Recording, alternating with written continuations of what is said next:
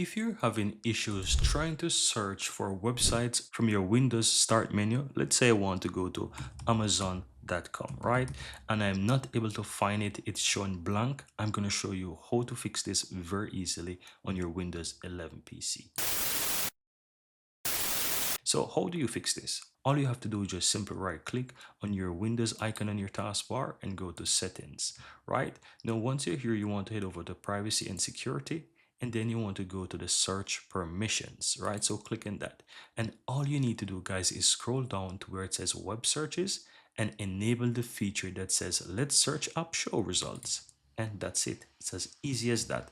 Now, once you go back to your start menu, guys, you can search for whatever. So if I want to go to ebay.com, you will see that it start to find the eBay website, and I can click on that and it will open up for me. I want to mention something. If you have, for example, a particular browser set as your default browser, if you hit enter, it will open up that default browser, right? However, if you click it from the menus here, you will realize that it opens up the Microsoft Edge browser. So this is the Microsoft Edge browser, as you can see. But if I click the Windows key again and I simply type in eBay, right?